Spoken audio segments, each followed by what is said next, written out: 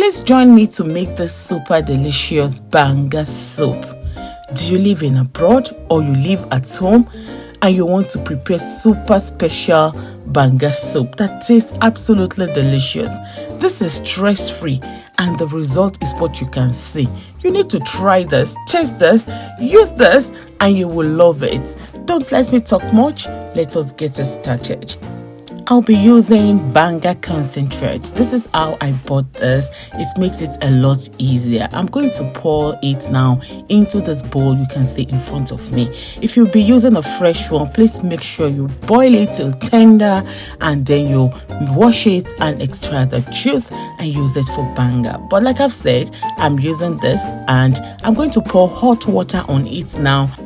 It will dissolve it and I'll be able to take whatever I don't want to add into this banga out of it. You're going to see how it's going to look later. Let me use this opportunity to say thank you so much for watching this video. Please make sure you watch up to the end so that I will not miss any part of it.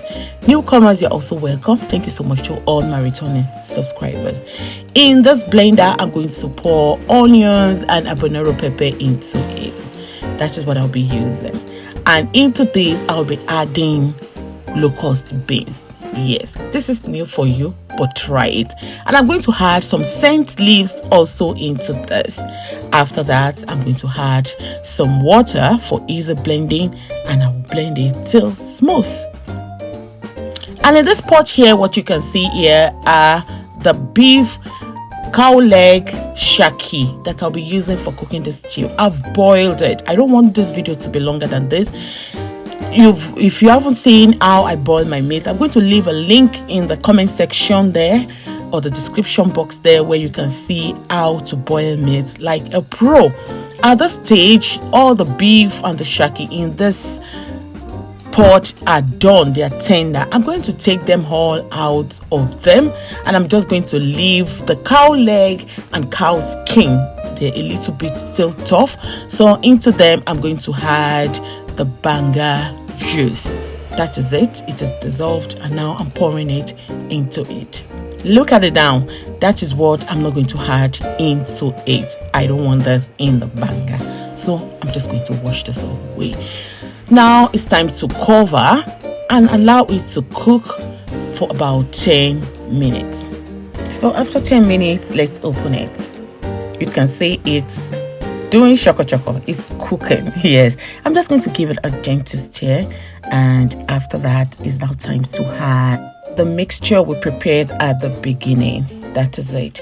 After that, I'll be adding well-washed dried fish. This is dried fish. They call it abo fish, ejabo.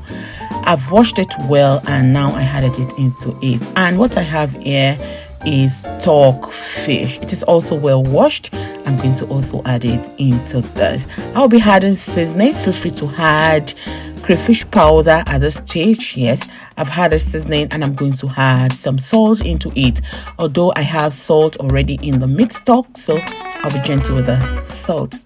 I'm going to give them a good stir for them to be well combined, and it's now time to cover and cook. So let's go and check it.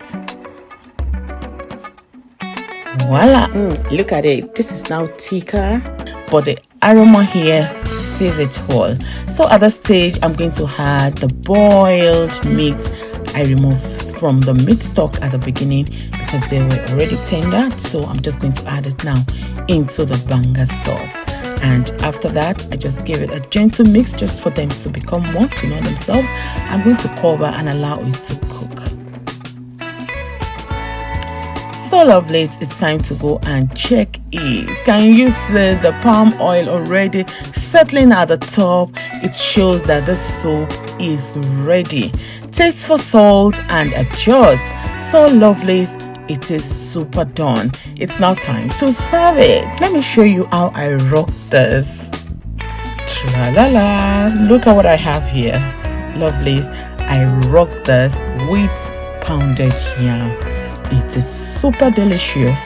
Prepare this, you will enjoy it. It is not an excuse that you live in abroad you cannot make this banga, or you live at home you do not have banga ingredients and you think you can make it. Try it this way, you will thank me later.